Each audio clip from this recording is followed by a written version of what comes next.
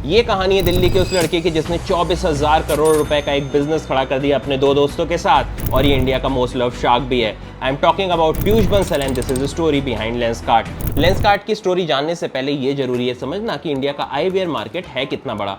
हर साल 300 total market size in 2024। इस market के अपने चैलेंजेस हैं। टियर 2 टियर 3 टाउन में जो है चश्मे उतनी जल्दी डिलीवर होते नहीं। टियर 1 टाउन में या तो बहुत हाई प्राइस के होते हैं या तो वैरायटी नहीं मिलती। इस सारे मार्केट में एक चीज़ ये भी इंपॉर्टेंट है कि जो कंज्यूमर है वो बहुत ज़्यादा इन्वॉल्व होता है परचेज में। बाय इन्वॉल्व आई मीन कि वो चश्मा पहन के देखना चाहते हैं, ट्राई करना चाहते हैं, और पर्सनलाइजेशन बहुत बड़ा रोल प्ले करती है। अब एक ऐसा मार्केट जहाँ पे लोग आके चीज़ें ट्राई करना चाहते हैं, पर्सनलाइजेशन मैटर करती है, वहाँ क्या आप ऑनलाइन ब्रांड स्टार्ट करेंगे? यही सबसे बड़ा रिस्क था जो पीयूष बंसल ने लिया और लेंसकार्ट की शुरुआत की। अगर पीयूष बंसल की स्टोरी में हम जाएं तो पीयूष बंसल का जन्म दिल्ली में हुआ था। ये एक साइंस के स्टूडेंट थे। आईआईटी तो इन्होंने क्रैक नहीं किया, पर इन्होंने कनाडा की एक टॉप यूनिवर्सिटी से अपनी इंजीनियरिंग कंप्लीट की। उसके बाद ये माइक्रोसॉफ्ट में एक अच्छी पोजीशन पे काम कर रहे थे, जहां इनका पैकेज भी काफ़ी हाई था। उस पोजीशन से इन्होंने 2010 में रिज़ाइन किया। ये इंडिया आए, अपने दो को फाउंडर अमित और सुमित के साथ इन्होंने लेंसकार्ट की शुरुआत की। इनिशियली जो ये बेच रहे थे वो था कॉन्टैक्ट लेंसेज, उसको ये ऑनलाइन बेच रहे थे।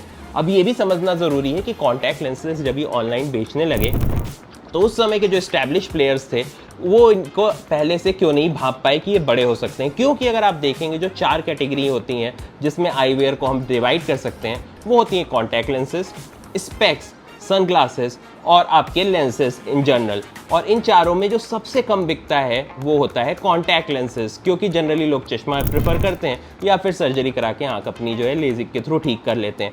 अब कॉन्टैक्ट लेंसेज जब इन्होंने ऑनलाइन बेचना शुरू किया तो सबसे पहली चीज़ जो इन्हें समझ में आई कि ये बिज़नेस उतना ज़्यादा स्केल नहीं हो सकता अनटिल एंड अनलेस हम पर्सनलाइजेशन पे काम करें। जैसा कि मैंने शुरू में आपको बताया था, पर्सनलाइजेशन कहाँ से आएगी? ये तभी आएगी जब आप अपने कंज्यूमर के सामने खड़े होंगे। तो इन्होंने अपनी फिजिकल स्टोर्स भी लॉन्च करनी शुरू की। जब इन्होंने फिजिकल स्टोर लॉन्च की तो ये मूव कर गए फिजिटल मॉडल पे। फिजिटल मॉडल क्या होता है? फिजिटल मॉडल का मतलब होता है फिजिकल प्लस डिजिटल, कि आपका फिजिकल प्रेजेंस भी है और आपका एक ऑनलाइन प्रेजेंस भी है। अब खुद को अपने कंपटीशन से डिफरेंशिएट करने के लिए इन्होंने काफ़ी इनिशिएटिव्स लिए जो कि सारे पीयूष के ब्रेन चाइल्ड थे। जैसा कि 3D ट्रायल, अगर आप अपना मोबाइल ऑन करते हैं तो आप उसके कैमरे, फ्रंट कैमरे से देख सकते हैं कि चश्मा आपके ऊपर कैसा लगेगा। AI मॉडलिंग करके ये लोगों को ये भी बताने लगे कि किस टाइप का फ्रेम आपके चेहरे पे अच्छा लगेगा। इसके अलावा ये फ्री आई चेकअप करते थे। होम ट्रायल्स इन्होंने स्टार्ट किए। 14 डे में आप चाहिए तो ईजिली अपने चश्मे रिटर्न कर सकते हैं। नो क्वेश्चंस आज रिफंड पॉलिसी इन्होंने स्टार्ट की। और इसके अलावा जो इन्होंने सबसे बढ़िया चीज़ स्टार्ट की वो थी कि छोटे छोटे शहरों में भी ये जाके अपने स्टोर खोलने लगे जहाँ पे लोगों के पास उतने ऑप्शन होते नहीं थे। इनका मिशन और विज़न काफ़ी सिंपल था कि हमें अफोर्डेबिलिटी तो लानी है, हमें लोगों को क्वालिटी भी देनी है और हमें वैरायटी भी देनी है जिससे लोग चूज़ कर पाएँ कि उन्हें क्या खरीदना है क्या नहीं खरीदना है। इन्होंने अपना गोल्ड स्कीम भी लॉन्च किया, लेंसकार्ट गोल्ड, जिसमें ये लोगों को अट्रैक्टिव डिस्काउंट देते थे। इनकी एक स्कीम जो बहुत पॉपुलर हुई वो ये था कि आप एक फ्रेम लीजिए उसके साथ एक फ्रेम फ्री।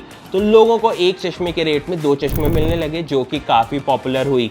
इनकी मार्केटिंग स्ट्रैटेजी की बात करें तो बहुत ही स्ट्रैटेजिक तरह से इन्होंने चीज़ों को प्लेस किया। इंडिया की top brand ambassador such as Katrina Kaif, Bhuvan Bam, Karan Johar, इनको ये लेके आए जिससे थोड़ी प्रीमियमनेस भी आए, एट द सेम टाइम एक थोड़ा मास पुल भी आए। पीयूष की अगर बात करें, उनकी पर्सनल ब्रांड ने बहुत ज़्यादा लेंसकार्ट के ग्रोथ में कंट्रीब्यूट किया है।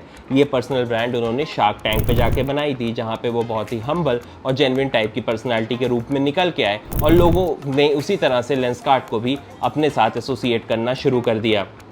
अगर हम लेंसकार्ट की ऑपरेशनल एफिशिएंसी की बात करें तो यहाँ पे भी पीयूष और उनकी टीम ने मास्टर स्ट्रोक खेला है। इनकी खुद की फैक्ट्रीज़ हैं जो कि दिल्ली और राजस्थान में हैं। चाइना से इन्होंने डिपेंडेंसी धीरे धीरे कम कर दी है। इन हाउस मैन्युफैक्चर करते हैं तो एक प्रीमियम प्राइस डाल सकते हैं, मार्जिन बेटर रहता है और प्रोडक्ट इनको बेटर रिटर्न डिलीवर करता है जब वो उसे एंड कंज्यूमर तक लेके जाते हैं। इनके इस समय 2000 से ज़्यादा स्टोर हैं इंडिया के अंदर। अगर मैं बात करूँ फॉरेन एक्सपेंशन की तो सिंगापुर और मिडिल ईस्ट में भी लेंसकार्ट अब एक्सपैंड कर रहा है। सबसे बड़ा चैलेंज लेंसकार्ट के सामने ये था कि वो किस तरह से इंश्योर करें कि वो स्केल तो कर ही रहे हैं, एट द सेम टाइम वो प्रॉफिटेबल भी रहें।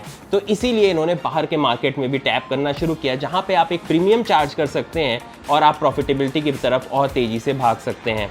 अगर हम पीयूष बंसल की इन पर्सन बात करें तो शार्क टैंक के 3 सीज़न में वो आए हैं और हर सीज़न में वो खुद अपनी ब्रांड का चश्मा पहन के बैठते हैं। जो कि एक तरह से ब्रांडिंग के केस में मास्टर स्ट्रोक है, बहुत बड़ा ऑर्गेनिक पुल देता है वो लेंसकार्ट को।